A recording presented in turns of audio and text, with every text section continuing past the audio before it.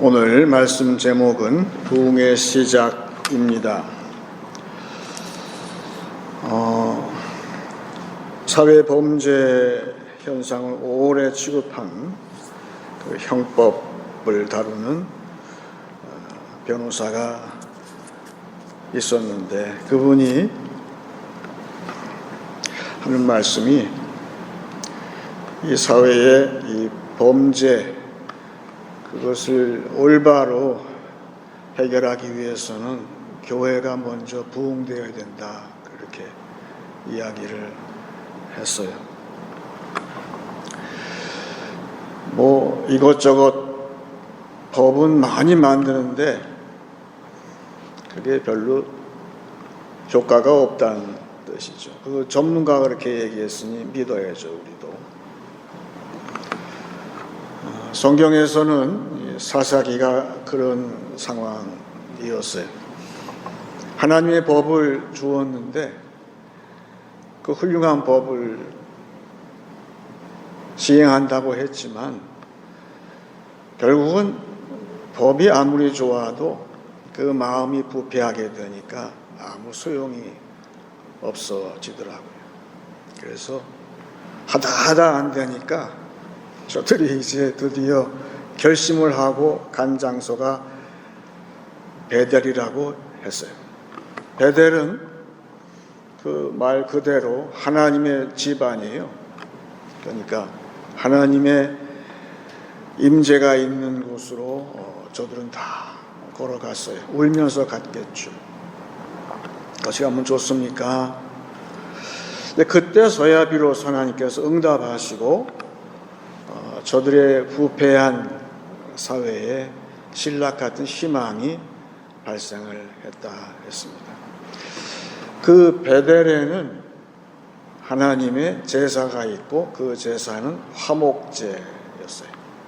하나님과 인간이 화목하지 않으면, 하늘에 계신 하나님과 우리가 화해하지 않으면 이 사회에 이 범람하는 이 범죄를 도저히 막을 수가 없다는 사실을 그 변호사님은 어렴풋이 알면서 그렇게 얘기했다고 보여집니다.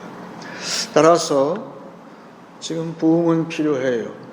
왜냐하면 교회의 부흥이 안 되면 이 사회의 이 만연한 부패 현상은 막을 수가 없기 때문에 그것이 연결되어 있다는 사실, 교회에 부흥하고 이 사회, 이 세상의 안녕이 직결되어 있다는 사실을 알 때 얼마만큼 우리가 부흥을 사모해야 할지 다시 한번 깨닫게 됩니다.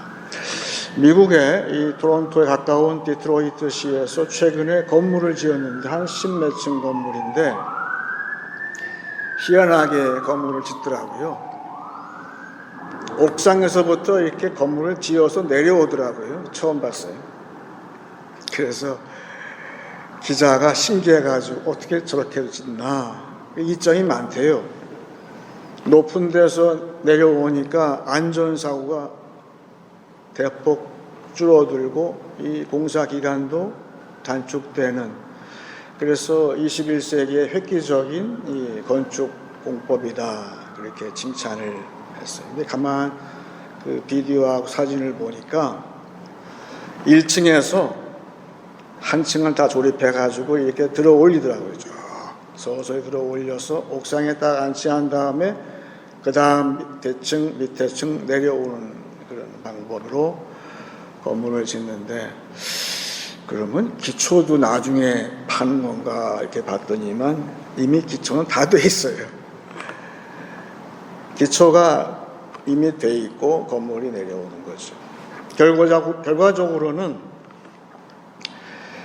이 기초가 없으면 건물이 아무 소용이 없어요. 다 짓고 나서 기초가 부실하게 되면 아무리 어떠한 건물도 나중에 문제가 생기듯이 공사할 때에 이 땅을 파는 거하고 기초를 놓는 게 가장 오래 걸리고 또 돈이 많이 드는 것이 거기에 투자가 많이 되는 것이죠. 성경은 누가복음은 이야기를 합니다. 누가복음 3장 23절하고 마지막 38절을 같이 읽겠습니다. 예수께서 가르치심을 시작하실 때에 30세쯤 되시니라. 사람들이 아는 대로는 요셉의 아들이니 요셉의 위는 헬리요. 쭉 나가다가 마지막입니다. 그 위는 에노스요, 그 위는 셋이요, 그 위는 아담이요, 그 위는 하나님이시니라. 왜 누가가 이렇게 썼을까요? 마태복음은 거꾸로 썼죠. 누가는 의도가 있는 것 같아요. 우리가 교회에 나오게 되면 매주 우리가 내 중심이 아니고 예수 중심이라고 가르쳐요. 지금까지는 내가 내 중심으로, 우리 가정 중심으로 살았어요. 내가 시작이에요. 그런데 교회에서는 계속해서 아니래요. 이제 예수가 시작으로, 말하자면 너의 인생의 기초를 다시 쌓으라고 매번 이야기를 들어요. 그것이 힘든 과정이죠. 지금까지는 내가 시작이었는데 이제부터는 그게 아니라 우리의 화목제 희생이신 예수서부터 기초를 다시 놓으라는 거예요. 소위 리셋을 시키는 거예요. 교회는 지금도 예수에 대해서 계속 이야기를 해요. 우리 가정에 새로운 족보가 있는데 이것은 이제는 우리 가정의 족보, 내 족보가 바뀌었어요. 예수가 시작이에요. 내 안에 예수가 시작될 때 누가는 이야기하기를 끝에가 하나님에 이른다 그랬어요. 그래서 이것이 바로 부흥의 모습인데, 부흥은 무엇일까? 내가 시작이 아니라 뭐든지 오늘 하루도 예수님이 내 일의 시작이에요. 예수의 화목제, 하나님과 화해가 이 일도 시작이 될 때에 그 마지막은 하나님, 그 뜻은 하나님 안에 모든 것이 완성되어 가는, 마치 건물이 다 완성되듯이 우리의 모든 행사가 하나님 안에서 하나가 되어 가는 것. 너도 나도 모든 이가 하나가 될 때에 성경은 에베소서에서 그것이 충만이라고 그랬고 하나님 안에 모든 것이 다 포함된다고 그랬어요. 영어로 얘기해서 all, in, all이라고 되어 있어요. 그것이 바로 부흥의 모습이다. 그럴 때에 내가 예수님이 알파가 되시고 내 삶에 있어서 예수님이 시작이, 기초가 되시고 건물을 쌓아나갈 때에 예수님이 내 안에 계실 때에 비로소 나는 기도하게 되고 더욱더 기도에 매어 달게 되고 내가 기도할 때에 성령께서 나를 도와주시기 때문에 돕는 성령으로 말미암아서 모든 것이 다 합력해서 웅장한 건물을 이루게 되는 것, 그것을 우리는 매주 교회에서 배우게 되는 것이죠. 한국에 말이에요, 안동이라는 지방이 있잖아요. 거기 안동에 특이한 음식이 있는데 헛제사밥이라는 게 있대요. 저는 못 먹어봤는데 옛날에 조선시대에 선비들이 못 살 때니까 조상한테 제사 지내는 척하면서 제사밥을 차린다는 거예요. 근데 구실은 제사예요. 그런데 제사는 없어요. 그냥 밥만 차리는 거죠. 말하자면 제밥에만 신경을 쓰는 거죠. 그걸 지금 판다는 거예요. 헛제사밥에는 제사는 없어요. 헛된 거지요. 오늘 본문 말씀 역대상 5장 말씀인데 역대기는 특이한 책이에요. 이것은 요전에 우리가 보았던 솔로몬 이야기처럼 열왕기처럼 뭔가 비판적인 시각이 거의 없어요.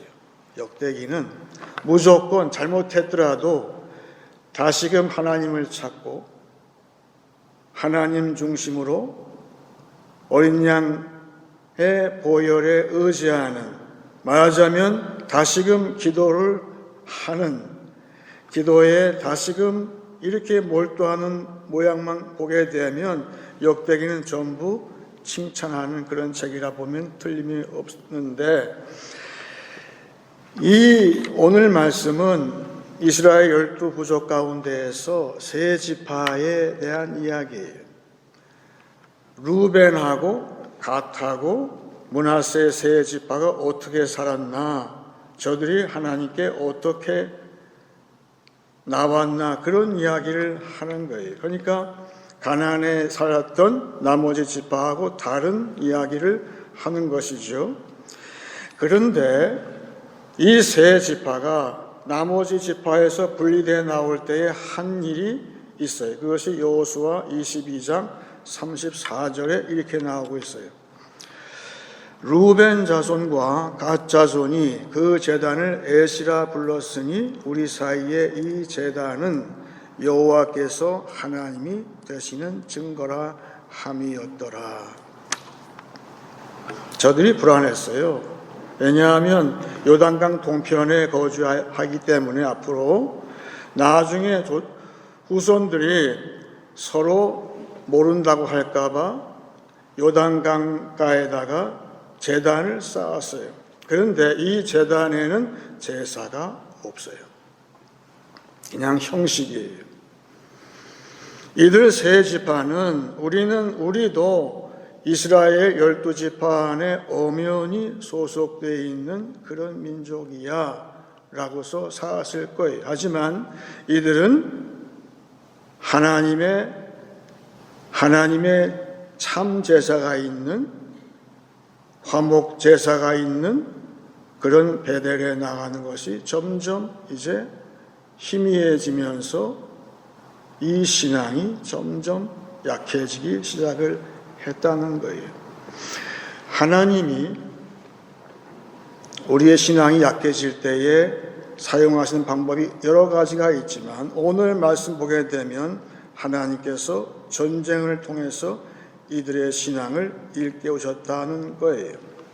그것이 오늘 본문 말씀인 역대상 5장 18절입니다.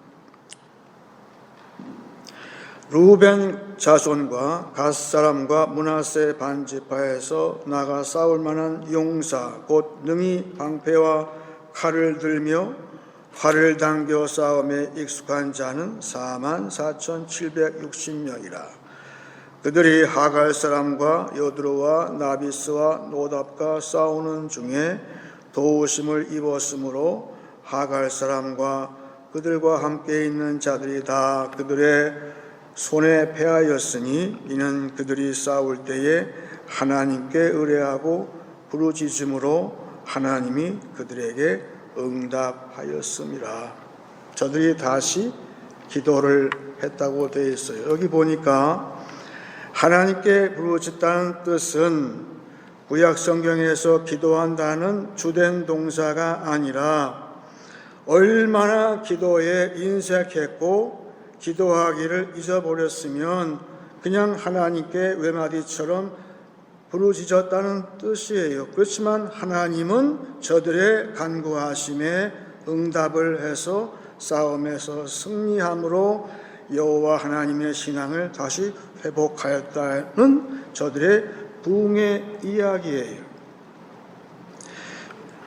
여러분, 헛된 제사에는 헌신이 없어요. 우리의 신앙도 형식만 있게 되면 거기에는 헌신이 없어요. 하나님은 오늘 그걸 말씀하고 있어요. 우리의 헌신이 없는데 화목제 예수에 대해서 우리가 헌신함이 없는데 우리가 만사 형통하다면 그것이 복이 아니라 화가 된다는 사실을 우리는 알게 돼요. 하나님의 자녀인데 하나님에 대한, 예수에 대한 이제 나와서 헌신이 없는 그런 형식적인 신앙일 때에 하나님이 그냥 방치하신다면 그것은 우리는 버리운 자라는 뜻이에요. 하나님이 자녀로 인정하신 자에게는 매를 들어서라도 그것을 일깨우신다는 것을 알 수가 있어요. 저들이 그 에시라는 가짜 제단을 만들어서 그걸 보고서 우리는 여기에 속해 있으므로 안전할 것이다 해서 나갔지만 그렇지 않았어요. 하나님은 그런 환난을 통해서 저들의 신앙을 일깨우시고 저들이 다시금 신앙의 부흥을 일으킴으로 말미암아서 다시 기도할 수 있게 되었다고 오늘 말씀하고 있습니다. 제가 어릴 때에는 동네에서 그 무당이 있었어요. 제가 어릴 때 제 눈으로 봤어요. 무당이 굿하는 모습을 봤어요. 그 옷에까지 알록달록한 이거 다 옷을 입고선 이 음식도 차려놓고서 막 춤을 추는 그걸 제가 봤어요. 그런데 제가 아주 어릴 때죠. 그 다음에 교회가 부흥함으로 말미암아서 점점 그 모습이 사라지다. 자취를 감추더라고요. 무당이 땅에서. 지금은 어떨까요? 지금은 노골적으로 무당이 나와서 그렇게 하지는 않을 것 같아요. 그런데 여러분, 그런 우상숭배와 그런 귀신의 그런 제사는 사라진 것 같지만 귀신은 집요하거든요. 그래서 눈에 안 보이게 교묘하게 우리 사회의 전반에 침투해 있는 것은 아닌가, 우리는 돌아올 필요가 있어요. 그래서 예수님께서는 이 땅에 오셔서 예수님이 이 땅에 오신 목적을 말씀하시는데 나는 마귀의 일을 멸하러 왔다 말씀하셨어요. 그리고 나서 누가복음 9장 혹은 마태복음 9장에서 이런 말이 나오고 있습니다. 말하자면 병이 들었어요. 아이가 병이 들었는데 사람들, 제자들은 이 병이 그냥 자연병인지 아니면 그 배후가 무엇이 있는지를 구분을 못했어요. 그런데 예수님은 거기에 나타나심으로 말미암아서 그 병의 정체를 드러내셨어요. 그럴 때에 제자들이 물어봤어요. 우리는 왜 이 병을 못 고쳤습니까? 그럴 때에 마가복음 9장 29절에 예수님이 하신 말씀이 이르시되 기도 외에 다른 것으로는 이런 종류가 나갈 수 없느니라. 기도가 뭘까요? 기도는 산 위의 예수님, 지금 하늘 보좌에 계신 예수님과 우리가 연결되는 것이 기도라는 거예요. 기도는 다른 모든 것을 의지하는 것을 다 버리고 오직 예수, 이 땅에 화목제물로 오시고 지금도 우리의 기도의 문을 여시고 하나님과 하나가 되고 하나님의 능력을 회복할 수 있는 기도의 문을 열어주신 예수님하고 내가 연결되는 것. 그래서 내 안에 지금 이 땅에 오셔서 마귀를 멸하시고 마귀를 발로 밟고 계시는 예수님하고 내가 일체가 되고 내 안에 예수의 생명이 있을 때에 그때에는 마귀가 먼저 나를 알아본다는 거예요. 다른 곳으로는 그 마귀가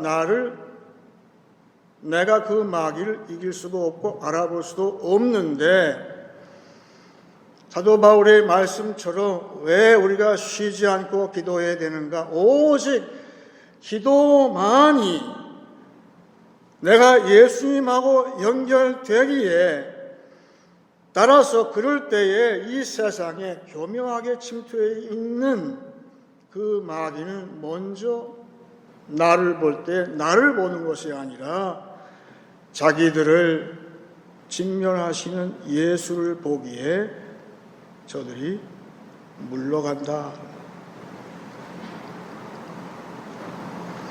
지금 이 땅에 문제가 참 많아요. 아까 변호사가 얘기한 대로 대책이 없어요. 그런데 우리는 질문해 봐야 돼요.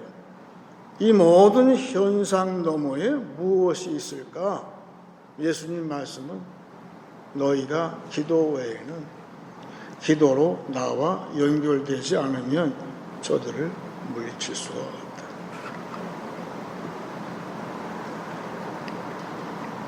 부흥은 뭘까요? 그래서 이제 시작된 예수님을 말미암아 이 땅에 시작된 그 부흥, 영적인 부흥을 계속 유지하기 위해서 내가 매일 기도하는 것, 기도를 쉬지 않는 것, 기도 외에는 내가 이 세상과 싸워서 이길 수가 없습니다 라는 고백과 함께 예수께 나오는 것.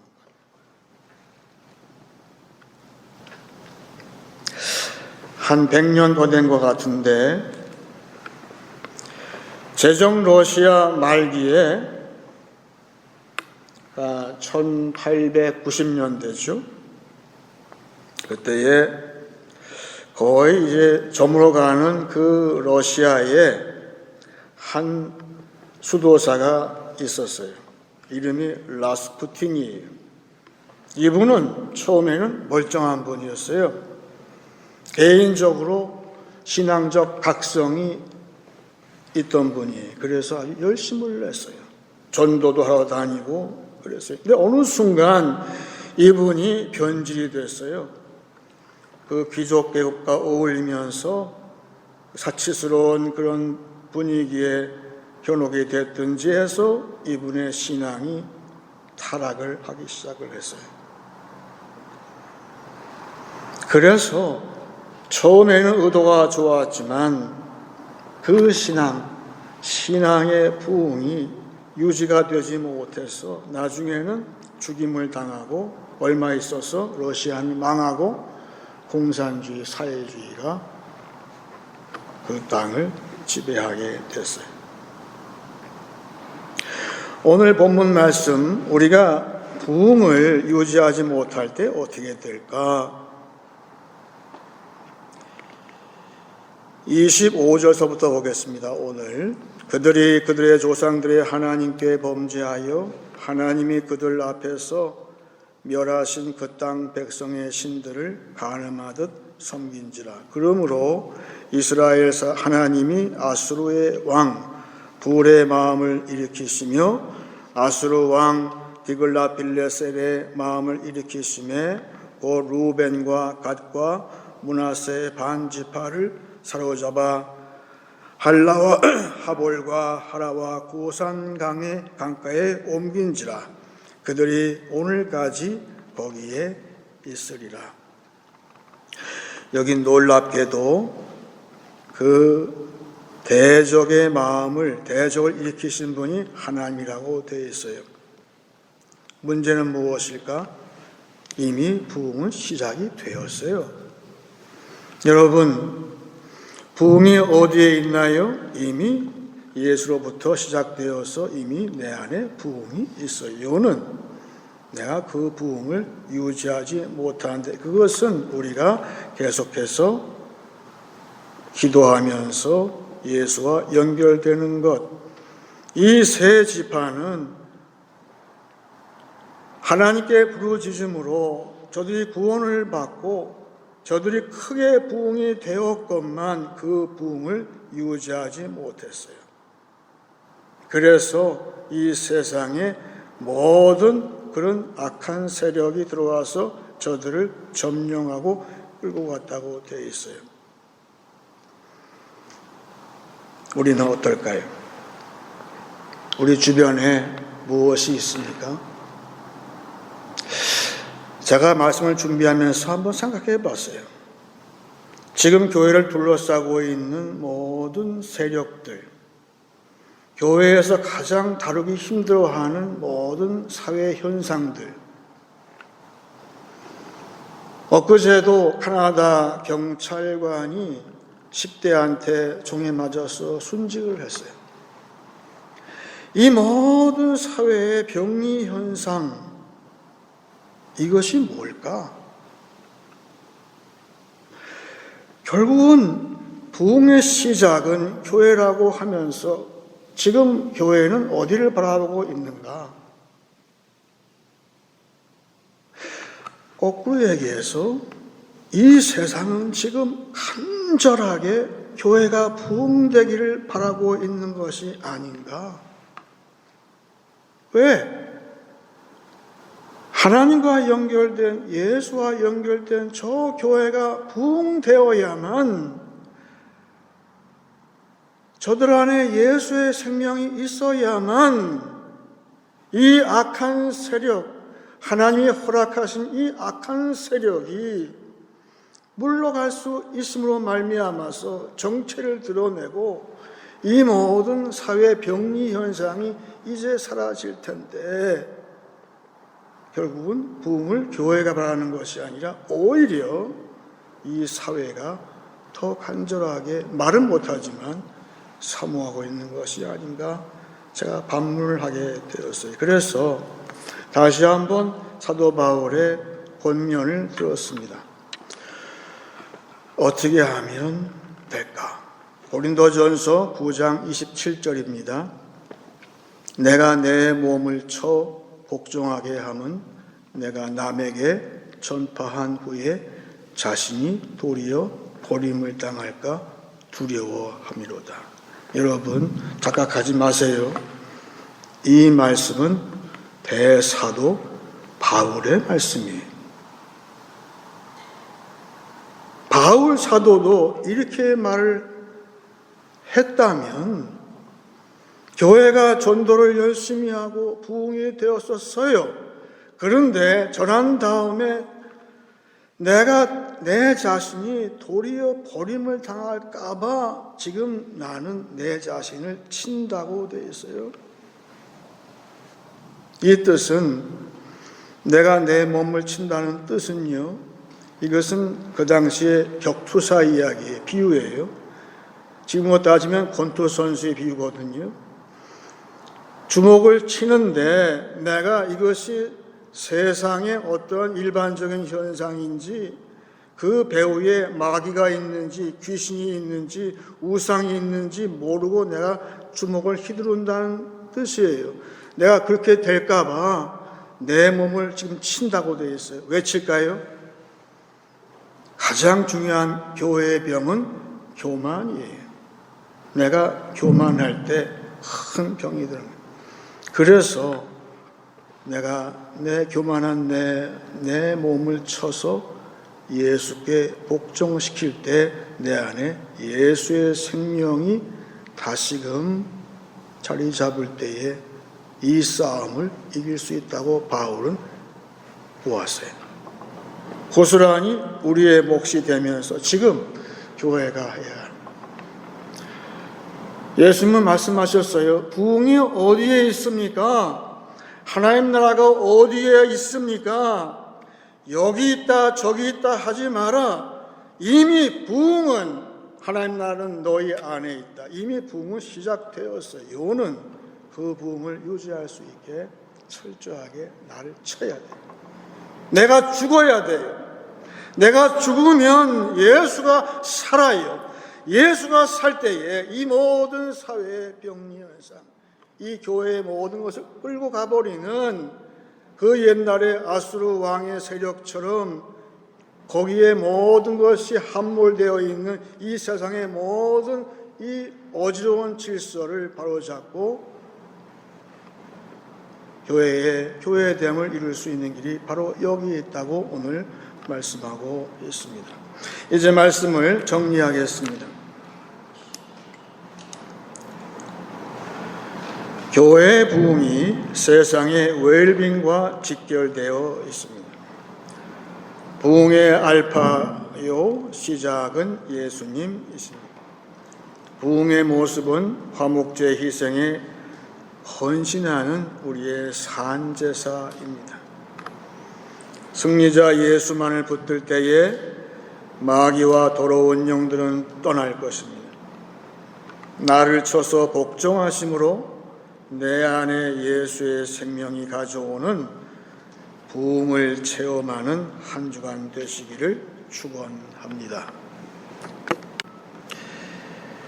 이제 찬송 453장 하겠습니다.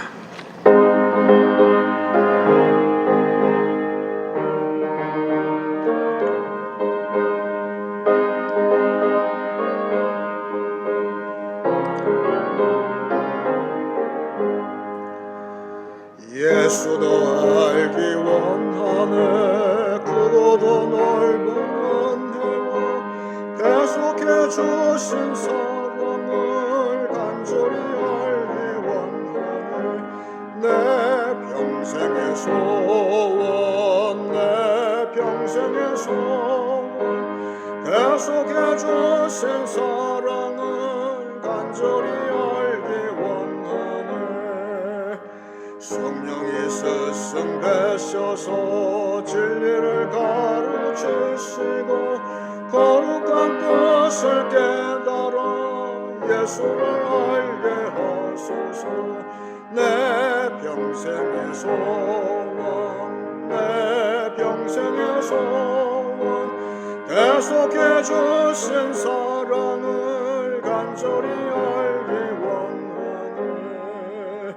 성령의 감화 받아서 하나님 말씀 배우니 그 말씀 한 절 한 절이 내 맘에 교훈 되도다.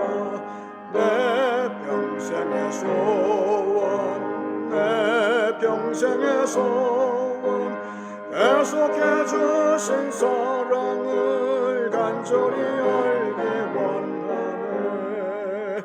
성령의 감화 받아서 하나님 말씀 배우니 그 말씀 한 절 한 절이 내 맘에 교훈 되도다.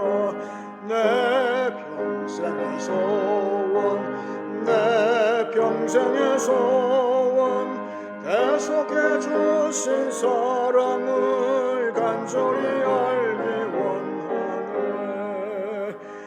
예수가 계신 보좌는 영광에 걸려있도다. 평화의 왕이 오시니 그 나라 왕성하도다. 내 평생의 소원, 내 평생의 소원, 계속해 주신 사랑을 간절히 알기 원하네.